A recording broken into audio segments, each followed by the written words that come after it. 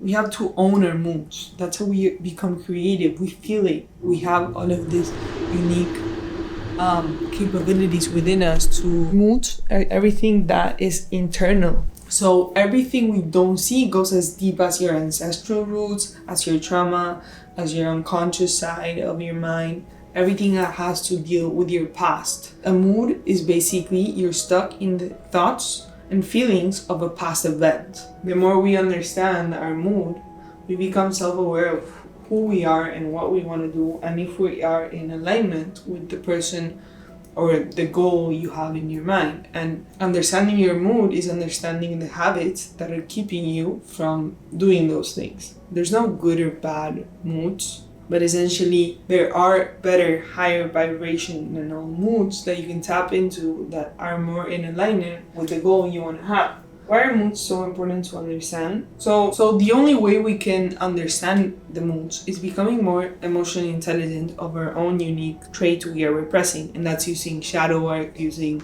self-awareness, compassion, to evoke those levels of curiosity within yourself. So if moods are the weathers of the mind, how do we decode whatever they're trying to convey? Because whatever happens externally is a reflection of what's going on internally. Everything you repress is gonna catch up with you in possible worse ways. The way that piles up is shaped based on your own unique experiences and whatever you perceived from that experience. You can be remembering a past event that traumatized you, which trauma is basically saying that the body is storing energy within that hasn't been acknowledged. So that energy, whatever you felt, repression, jealousy, if you repress those emotions, then they're gonna pile up and you're not gonna understand why are they piling up so bad. It becomes part of your shadow self that you don't even acknowledge that as part of your ego, your persona, as part of what you show to other people, because you don't see it yourself.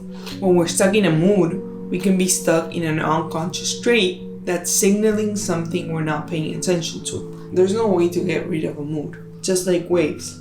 You can't do anything to stop a wave, but you can manage how you surf it. You can pay attention to the present. What can you do with what you have?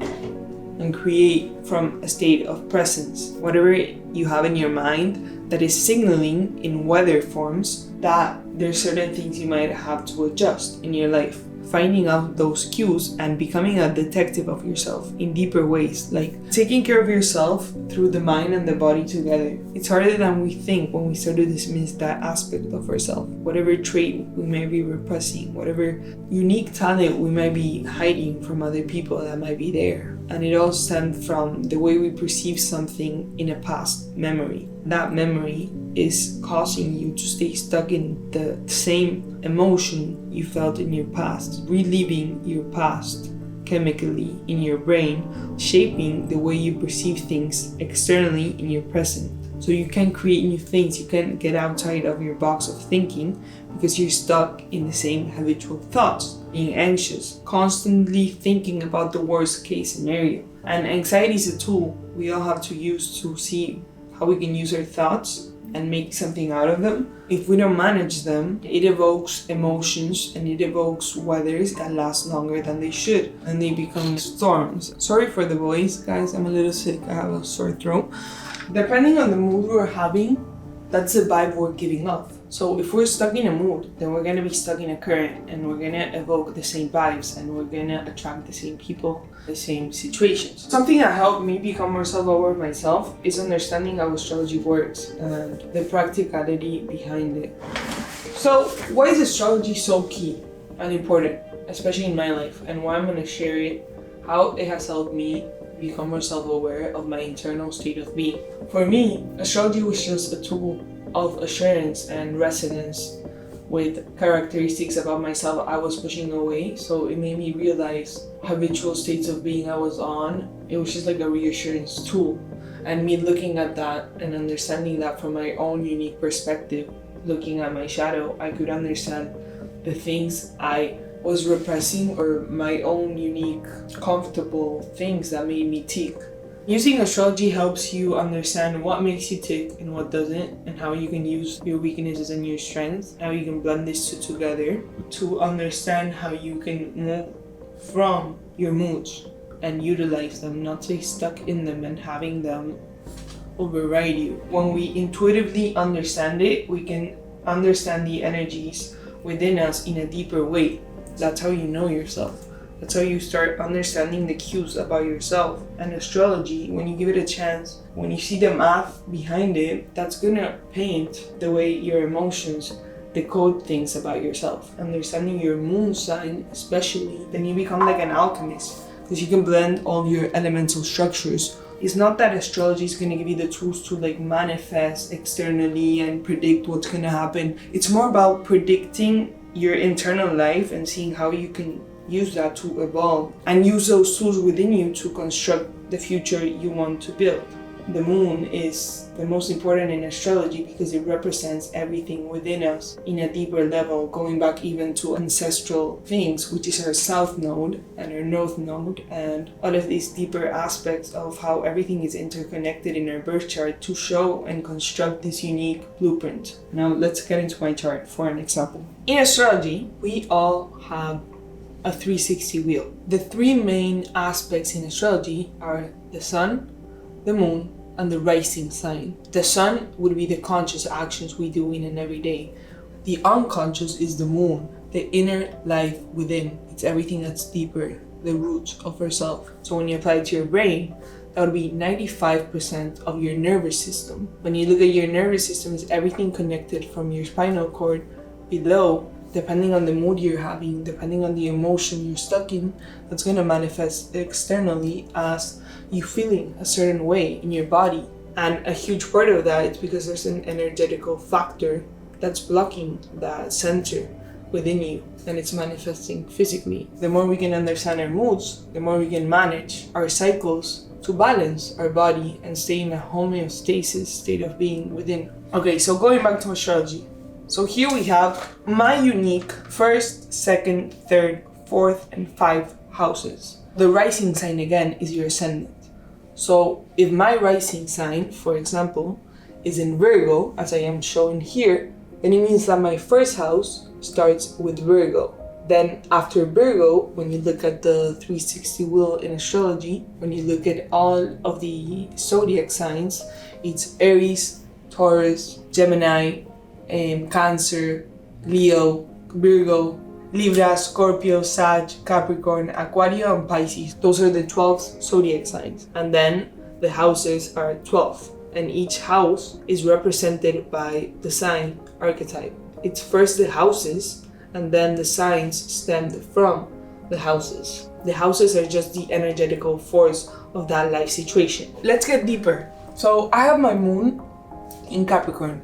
What is Capricorn? Capricorn is the 10th sign in the astrological wheel. So Capricorn is represented by the highest point in the wheel. So it means everything that's publicly, everything that's external. Capricorn is a practical sign. It's an earth sign. It's ruled by Saturn. Saturn is the planet of structure, discipline. It's about putting boundaries, restrictions on the things it needs to. So when we see that I have that sign in my moon, that means that the way I deal with my emotions, I like to practicalize them. I like to structure them. But the way I like to structure them is in my 4th house. So what is the 4th house? It's the womb. It's everything that's internal. It's the feminine. So I personally like to structure my emotions. Whenever I'm burdened by a mood, I like to go back to my internal world and deal with them on my own by placing my own unique set of structure. Because I personally have that in my Capricorn house, but it's influenced by Sagittarius. With Sagittarius, that adds more coloring to my 4th house, because when you start to really decode astrology and look at the planet and the sign in that house, and you start to understand the degrees, then you can really decode deeper aspects of yourself. So just for the sake of the example, and I don't want to get too deep because I feel like it's going to become more confusing, but I have my 4th house in kind of like in Sagittarius and Capricorn, so that means that both signs will be influencing how my moon will be playing out. So the way I like to practicalize my emotions is in a Sagittarius and a Capricorn way, because I have my moon in the middle of these two. The more I understand how the characteristics of these two signs and how my 4th and my 5th house, how they work together, and how all of these signs and the planets I have in those specific houses influence the moon and influence my Mars and influence my Venus, because all of these are planets I have in my 4th and my 5th house. So that means that these planets are going to be influencing the way I deal with my emotions. So the more I understand how each planet works and how each archetype structure coloring will play out, and how each aspect works together to make a conjunction, a sextile, or an opposition, the more I could understand how these energies might have affected me in the past. And I'm going to dive deeper into how this uniquely affects you, because depending on how everything works together is going to dictate that specific energetical force. So when you look at an astrologer, you really have to be careful with what they say, because it's always applying it to your own unique life situations. You're going to be the one that's going to understand how that could have been taken place and how those energies resonate with the current mood you're on and how everything kind of plays out. So I'm going to go deeper on this in another video. I don't want to get too confusing, but basically start by looking at the sign you have in your moon to understand your emotions and to understand the mood currents you might be on. Look at your sun, look at your moon, and look at your rising. Start there if you don't know anything about astrology. And that's going to give you your conscious, your unconscious, and then your persona as a whole is your rising. So how that plays out externally. So that would be your 360 wheel, right? And the more you start understanding that, then you go deeper into the other planets. And then the outer planets, which are the generational planets. That's how we start to understand our yin and our yang, and how to blend all of our elemental structures together. So I'm gonna go deeper into this. My camera is dying, but start there if you want.